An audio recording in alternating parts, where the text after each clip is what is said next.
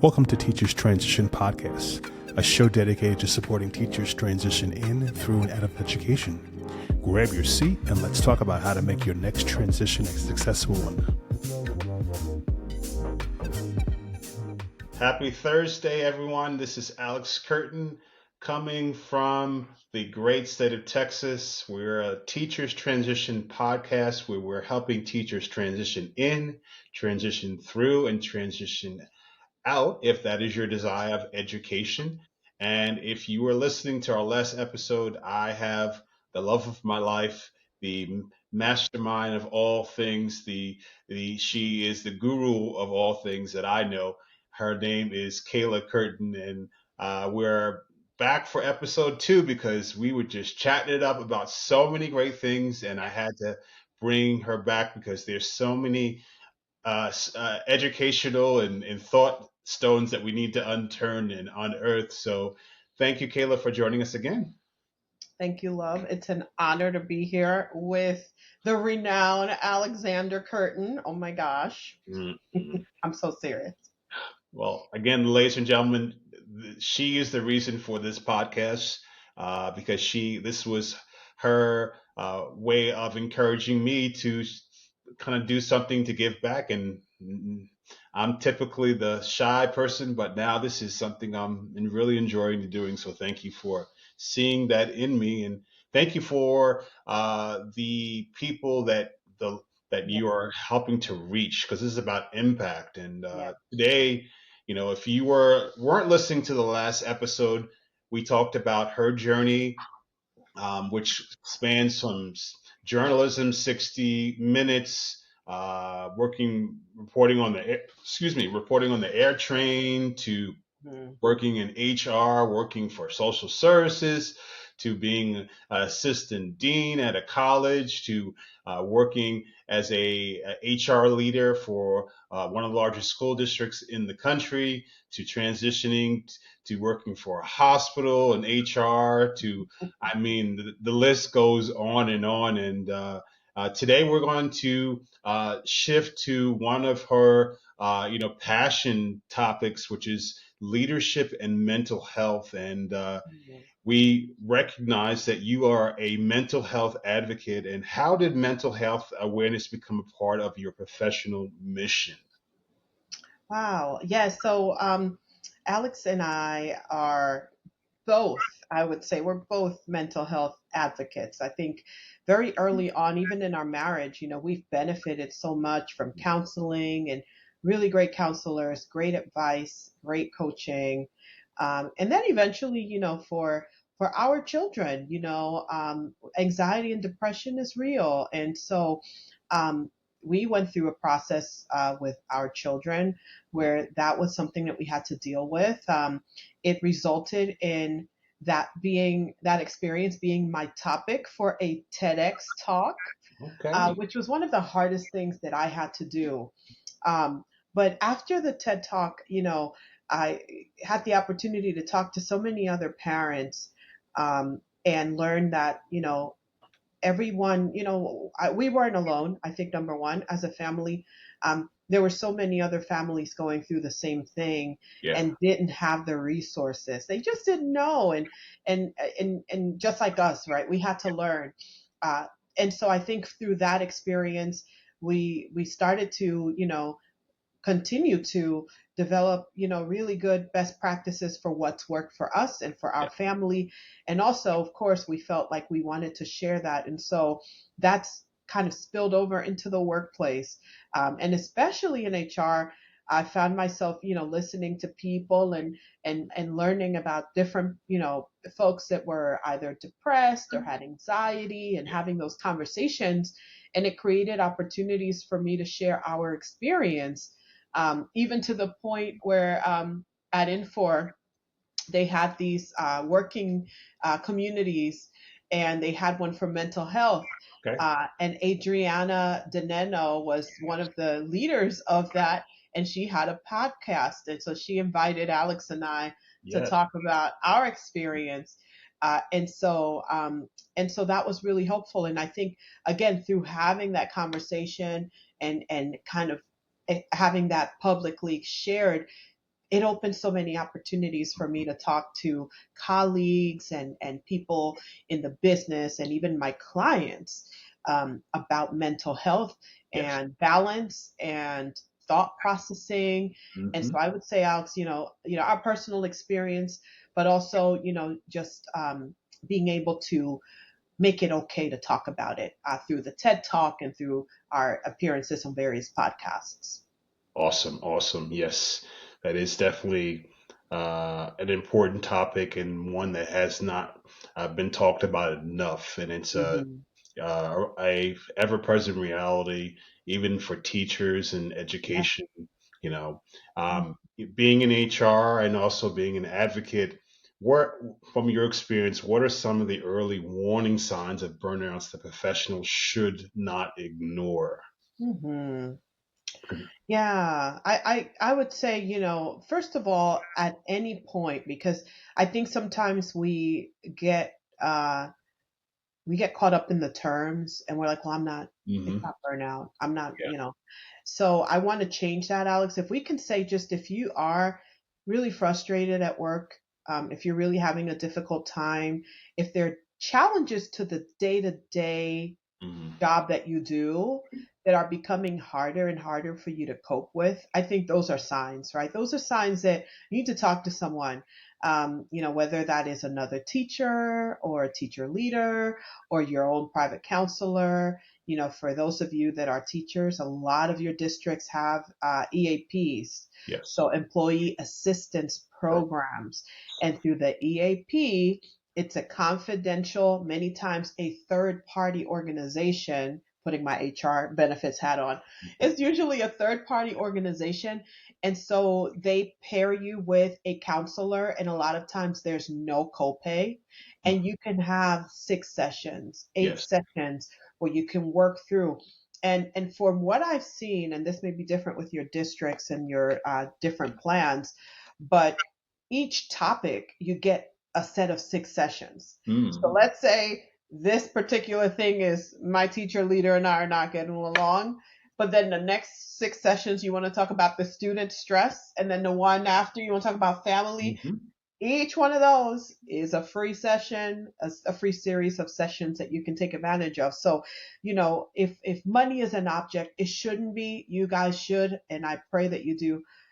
You have resources to talk to Yes. someone, Yes. because I think what happens with burnout is, and we see it too in HR, we see folks that, they sort of prolong and they ignore, and then they have a breaking point. Something happens at home or something happens Hmm. at school.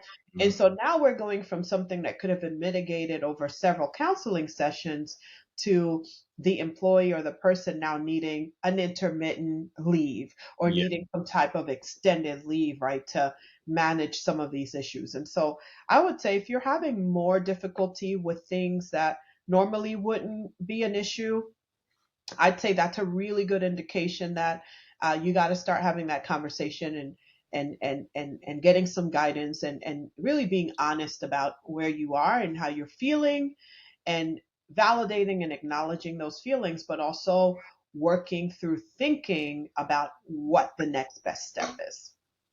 Excellent, excellent advice. And especially from the HR perspective, because I'm sure you receive, referrals and educational leaders, that, send you information about an employee and they don't know how to navigate and some of those things, not everything can be, but that's a good start, and if you're out there, a lot of those EAP programs are free and they're so helpful. And like Kayla said, Mhm. it's confidential, so you don't have to worry about a report going back to your principal or educational leader. So, Yeah. all of us go through, transitions. We have rough years, sometimes rough classrooms. We have, difficult administrators. We have challenging parents. We have Yeah. life, family, all those things are going 1,000 miles an hour. So just want to shout that out as a leader that has experienced that. It's Yeah. it's real. So It is.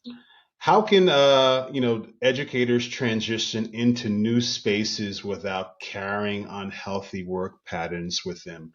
And I'm going to start by saying, because I am in a several Facebook groups of people that are desperately looking to leave education because Hmm. they are burned out, or it's not getting paid enough, or not being treated properly, or they need to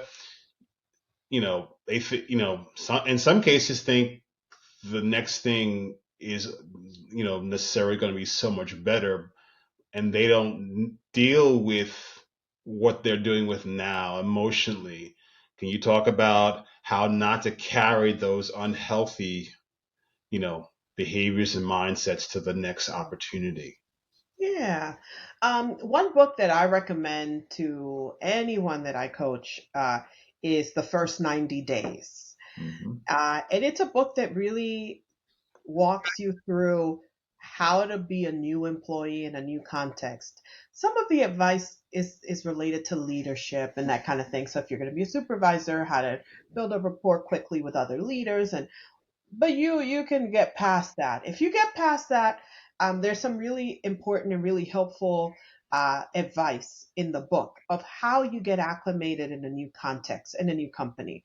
And I will tell you, I know that this podcast is teachers transition, so that's one context. But I can tell you, transitioning from HR, department in one organization to an HR department in another, it's still a very dramatic transition. Yes. Every organization, it's almost like a different family, a different set of values, a different set of rules. They value different things. I came from an organization that they valued being there 24/7. And then in another organization where they did not. They Yeah. wanted you to leave at 4:30, Exactly. 4:45 the latest. We're turning the lights off. What are you doing here? Nobody cares. Yeah. And so you have to be adaptable. So I would say, I think when you speak to, habits from your previous role, I think one of the biggest culture shocks, and you probably can speak to this as well, is that in corporate America, um, a lot of times the busy work is not there. And so I would say that folks that are not used to that pace find themselves having a difficult time knowing how they're doing. Yes. Yeah. No. Am I doing okay? Because this was a slow week. I had 3 calls and 2 meetings, and am I going to get paid for all these Mm, 40 hours? And nothing. I Twiddle just the thumbs. answered emails and, Yeah. right? Are we okay? Do I still work here?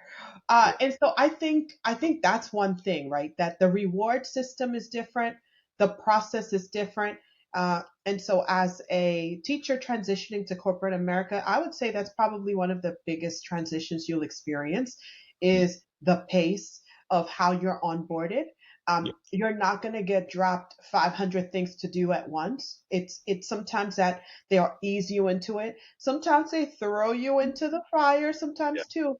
But even so, you're there as a listener, you're there as an observer, you're shadowing someone. And so Yeah. you're not rolling up your sleeves and doing busy work very, very, very much in the beginning. And so sometimes it's hard to gauge, is this working out? Am I doing well? Is this a good match for me? So Mm, I would say, if that's you and if that's important to you, you know, find some colleagues, and even if your boss is that person early on, find people you can have these conversations with who can talk you off the ledge. You're no, okay. You're fine. Nobody's yeah. worried that you only answered 2 emails this week. Yes, you're salaried, so you don't have to worry about that. Do you need to go to the doctor? Yeah, you're fine. You kind Yeah. of need to have those conversations because I think I've worked with folks and train people and train folks that have transitioned in.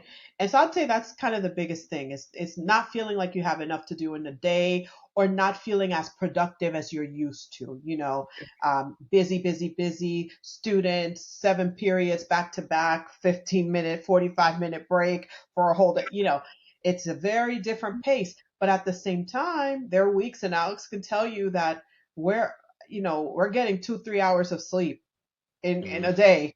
back to back to back because we have deadlines, because we have a go live.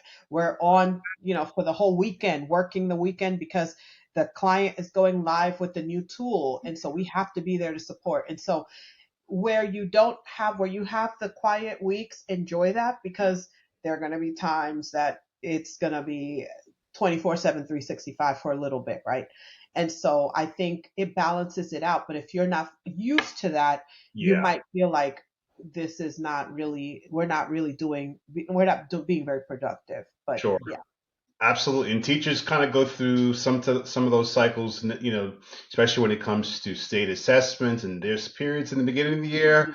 It's Mm-hmm. and then it's craziness and marathon, and then it slows down, and Yeah. so Yeah. definitely teachers can adapt Relate. and I can relate exactly, and relate to those nuances. But it's also still a learning curve because as a teacher that had to adapt to that, I'm like, it is 2 o'clock in the morning. We're still working in this, but it's project oriented. So you know, Mm-hmm. so you know, you have had the opportunity to work for corporate America, and you talked about some of those nuances.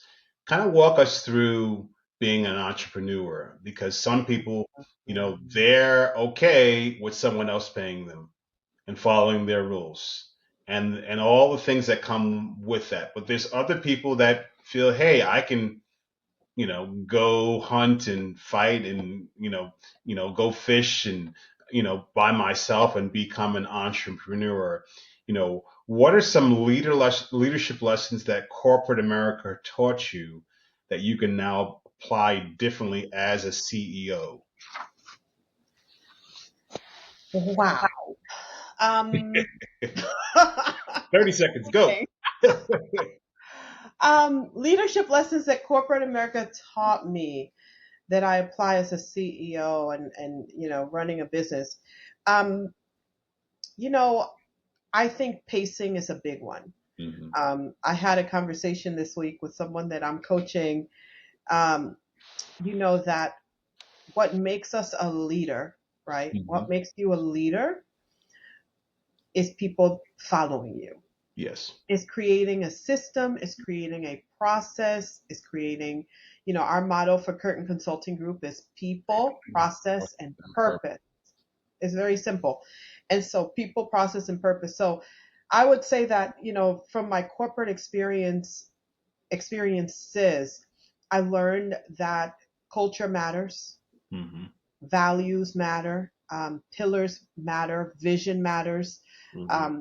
Within four, when they were uh, bought by Coke, when Coke acquired them, there was a big culture shift and a big talk about market-based management, Yes. and it was such a transformational ideology for the organization. I think for our family too. I brought the book home, and um, Alex and I read the books, and we were sold on the methodology and what it meant on paper, and it impacted our family as Absolutely. well as it impacted the info practice. And so I think for a lot of us, we don't really when we're employees, we don't really think about what the mission and vision of the organization we work for is really about. Yes. And why do they make us say this? Why do we have to repeat this mantra, this, whatever? Why do we have to wear it on our shirts? Why do Yeah. we, but Yes. then when you're building a business, I think, um, and you have really clear guiding principles, they really do guide your decision making. They do. It's really what makes me wake up every day determined and focused, is having those guiding principles. So people, process, and purpose for me is how I interpreted what I learned in corporate America for values and pillars and vision, mission. And so for us, it makes our focus very, very, very intense and Mhm. very, very small. And for us, part of the people part is um, growing and developing consultants and transitioning teachers into consulting, right? Educating nonprofits about the opportunities and just the systems that are out there that they can leverage. And so I'd say, that was another part. I did a lot of training in my corporate roles, and Mhm. so part of that is learning how to teach your customer about your product. Sure, sure. Client and customer education, how to teach them why they need your product, and empowering them. And so those are things that I've learned that I brought over into Okay. my business side. Great, great. I mean, I'm sure that can be a whole session just unpacking that, but that gives us a snapshot.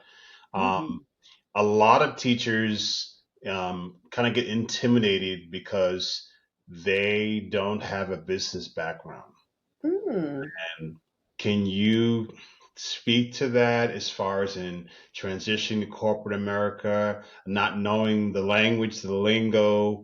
What are some, things to help teachers overcome feeling, being intimidated? Because we are SMEs, subject matter experts of, what we teach, but then we go into corporate America and it's like, we feel like we don't know anything or we're not the smartest person in the room. So what, means of encouragement or what can we do to feel more confident or just to kind of even embrace this as an option for us? Yeah, I'd say definitely start reading books. Reading is a big outlet for Alex. He's running out of Audible points to share with me because I always go through all my Mm, subscription points. So I ask him for his, and he facts, wants to save his facts. for his books. So anyways, but I'd say start reading. Okay. Adam Grant is a really good author. He talks a lot about corporate psychology, corporate dynamics, best practices. Patrick Lencioni, The Five Dysfunctions of a Team. There are lots of authors out there that Francis Johansson, the Medici effect. Hmm. There's so many folks out there that you can start reading. Yeah. While you're getting the lingo and understanding the practice of sort of corporate America and how that world works. There are a lot of business books out there. I'd start reading them. If you're like me, you can, while you're doing your carpooling, you can listen. Yes. Our kids, I feel like they've read through everything from Brene Brown just being in the car, Yes. listening. And so, yeah, I would say start reading books. You can also join professional organizations. Hmm. Locally, there are lots of those. That's another really good way to get acclimated. And I would also add, that if you're looking to get into ERP, enterprise resource planning, and consulting, look at, the systems that your school uses now. Now Hmm. you're what we call an end user, and Hmm. kind of go through clicking through the different menus and saying, is the functionality working Hmm. ideally for me? Or if I had an opportunity to pick another software or to Hmm. build this existing software, what tweaks would I make to make it more functional for me? And a lot of teachers have to cycle through all kind of software programs every single year, whether it's instructional, whether it's your you know ERP, whether it's products we use for absence or payroll, or if all kind of things we have to report on. Think about if you were the one that was building that, you know, what are the clicks you would do? How would you navigate? Because oftentimes that is the same process that we ask clients. Okay, what are your practices? How do you run, your business? How do you run your HR? How do you run your payroll? What's this, and that kind of determines how we build in the ERP world. And, you know, myself, who is in both worlds, as a teacher that uses some of these ERPs, I'm not thrilled at. I shake my head. It's like it'd be so much easier if it clicked this way, or if I didn't hit the back button. So as Kayla mentioned in the previous podcast, that she was an end user, and she was able to adapt by almost probably that same process because being an end user, hey, I wish this could have done this. So can they put this in the update? Why did they think of this? Yeah. Is this software really for the financial payroll team? Did they pick that software because they like it, or was it for teachers and parents and the bulk of the users? And that would be my personal experience and advice, because you know there's a lot of things we already do. It's just knowing. And as Kayla said in the previous podcast, you don't have to know how to code it. You don't know, it's just understanding what's the best process. And then you have a team of people that can take that idea and then turn this thing on, help you navigate so that you can be a more efficient leader, a more Mhm. efficient, organization. I know myself, the as technologically savvy I am, it's frustrating when I'm in a ERP and it's like so antiquated. Like, what is this from the 1980s? Like, it's like driving in a car and it has an A track, or it doesn't have air conditioning. Some It has, people like that, as you know. Some of our I clients, mean, they like their legacy systems. So that's fine, but if you're living in 100-degree weather and you don't have air conditioning, well, you better roll down that way. That's your choice.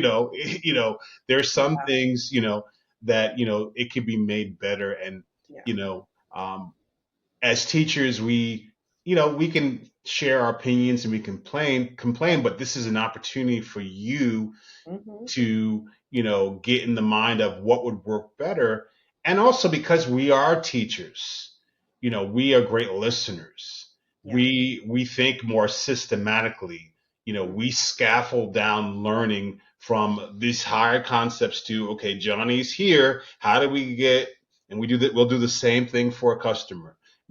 This is the end goal. Okay, how do we get it so that now you're using a software product that helps your organization run better, that's cost you less time, so that your employees, your people, can spend less time on the kiosk and more time on what their main business is. So that's Yes. my little ERP consultant. Sorry.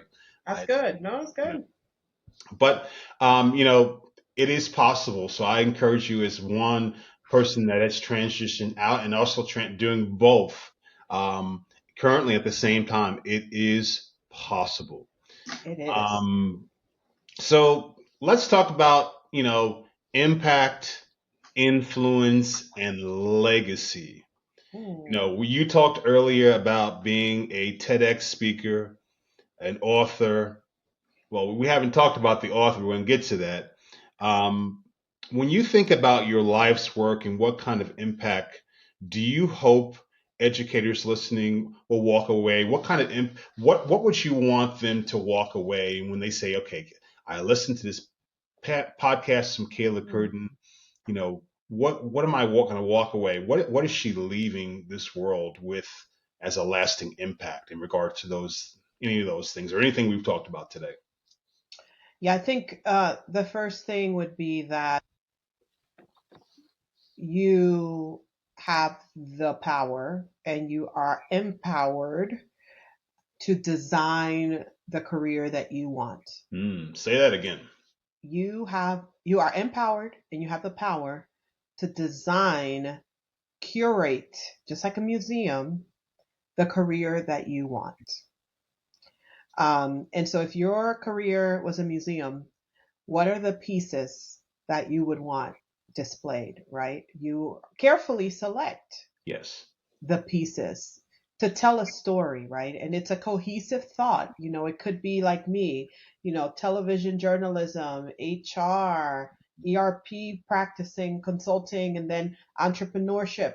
But all of those pieces together tell a story Yes. of your growth and who you are as a person. And so you have that opportunity as well. Um, Whether you are a new teacher or you are a veteran teacher, Hmm. you still have that opportunity to curate the career path that you would like to have. Okay. And so I think that's really the major theme. Okay. And I would like to pivot from one of the things I see as one of your many things to leave a legacy is your journal. You Mhm. talked earlier about, mental health and TED Talk. Can you talk about, that journal and how much it's impacted and will make an impact not only with students but people that are, are wrestling with, you know, thoughts that are not necessarily rational or healthy. Can you talk about the Lotus Journal? Absolutely. So, the Lotus Journal came out of the TED Talk that I did. And I will start by saying that I am not a mental health professional. So, if anyone listening is struggling with their mental health or ideations, negative thoughts, please do call 911, or get yourself to a hospital, a clinic. They will evaluate you for free. They will give you an evaluation, and just make sure that you're safe. So please do that. But back to the Lotus Journal, it's really a journal that is based on TBT, which is trauma behavioral therapy. And it's a process where you examine what you're feeling, kind Hmm. of pinpoint what the fundamental root of why you feel that way is. I use the example of you walk into a room, you say hello, no one says hello back.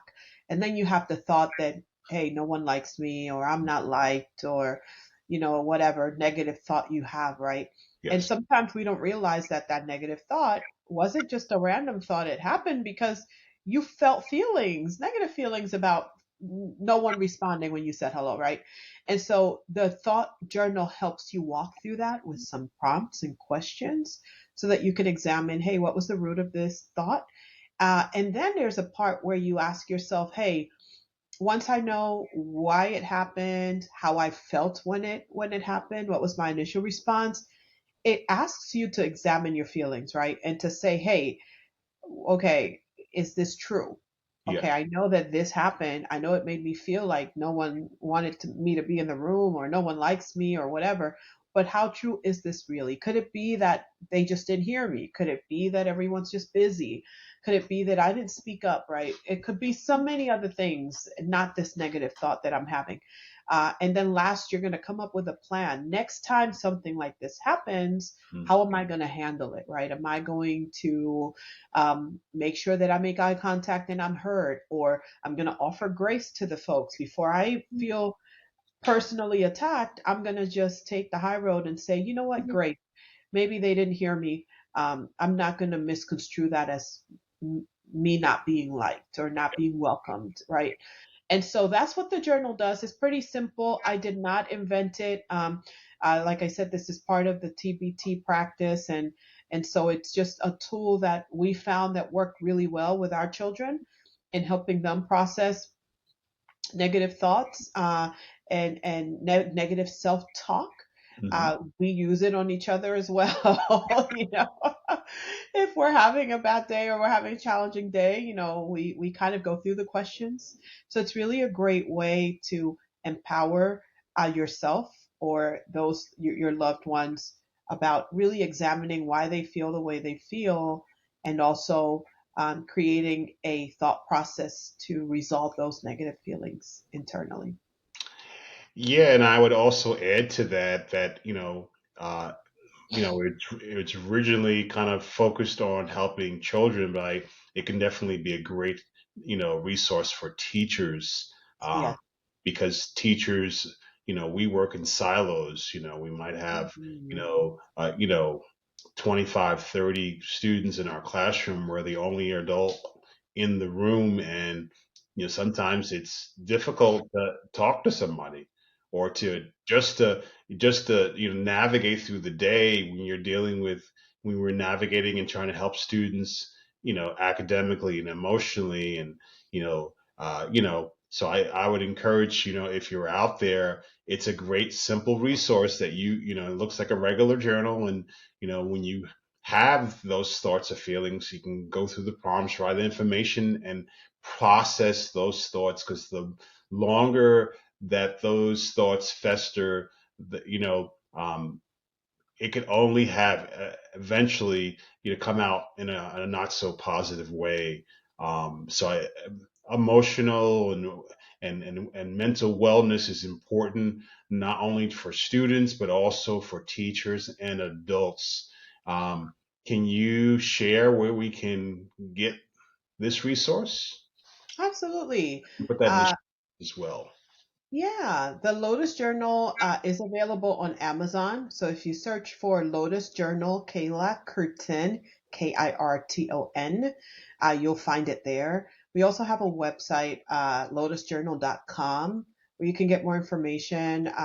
I'd love to partner with an organization if you need a speaker to come and talk about just overall, mental health thought processing. Like I said, I'm not a mental health professional. I'm just a caring adult that would be happy to share my experience with our family and how we've navigated, anxiety and depression with your group. I'd love to do that. Mhm. So lotusjournal.com.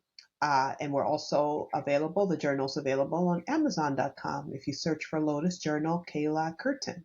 Awesome, awesome. Well, it's again been a pleasure to talk with you. Can you speak to those teachers that are, you know, are trying to go through in transition, or it's now the second half of the year and they are considering if they can make that change or to move up to another level of educate of a position in education or possibly transition out. What words of encouragement, what source of hope can you leave us so that we uh, can be encouraged even more? Absolutely. So you kind of map down several scenarios. One, if they are um, considering transitioning out of education, I would say if you possibly could finish out your academic year. Mm, I think it gives you time and pacing so that you can take the summer to really get yourself ready, get your resume updated, start looking into different career opportunities. Maybe use this spring to maybe join organizations, mm, really pace yourself and really do your research. It's going to help you transition well. It's also going to position you to make the best informed decision. I yeah, think if you really can, if you're really struggling, I'd say also before you make a decision, talk to a mental health professional. Make sure that you sort out what's going on. What's going on with your feelings. That you take your time and um, make sure that you give yourself that healing time to process because yeah, it's so important. If you have already decided that you are going to transition out, congratulations. That is so exciting and so scary. But please know that you will be okay. yeah, I think that a lot of us underestimate our ability to do well in a new context. And I think as long as you are humble, hungry, and you are committed to the process, you're going to be fine. You're going to be fine. You're going to be fine. I think the hardest part about this transition is going to be explaining to people what you do for a living. yeah, I don't think that we could do that in a word or two. Teacher, you could say, I'm a teacher, I'm an educator. But when you're in consulting, okay, I do project management, I do a little bit of implementing software programs. It's almost I remember when I first started in consulting, and I was training early in career students who were transitioning to consulting fresh out of college. They would say they couldn't explain to their families what they did, and so some of their families thought, "Oh, he's a drug dealer because you can't even tell us straight what you actually do." So you may have some difficulty there explaining what you do for a living, but um, just be confident that you've made this decision. You're going to be okay. And Alex has had many an example of folks that have transitioned back to education. And that's not a mistake and that's not a bad thing. I think life is long and it's meant to be lived. And there are times that you go back, and that's perfectly okay. That's a part of your process. So own it. If you're going to transition to consulting, own that. If you're going to go back, own that. And wherever you are, make sure that you're making an impact. thank you, thank you, thank you for your encouraging words and your insight. And how do we contact you if we need a little pick me up pep talk, or we need some more information from you, or to reach out to you? Absolutely. So I am available on LinkedIn. So if you go to LinkedIn and type Keyla Kirton, you'll find me. Okay. Kirton. Also, happy to connect with you guys on lotusjournal.com. And I'm also on all the other social medias. So reach out. Happy to chat and happy to have tea, coffee, and be an encouragement. Looking forward to connecting with your audience. Well, we love it, and we love you dedicating your time and making an impact. And thank you for just spending a good 2 hours with us today. Thank you, Mr. Curtin. I really appreciate you sharing your platform with me. And also just want to applaud you for the work you're doing. It's so meaningful and so important. So keep up the great work. Well, thank you. And if you are listening, please join us in for our next conversation with another great leader that's navigating through teacher transitions. For now, have a good evening. Good evening. And thanks for joining us today. Please like, subscribe, and share this episode with a colleague. Keep learning, keep growing, and never stop believing in your impact, because you truly make a difference.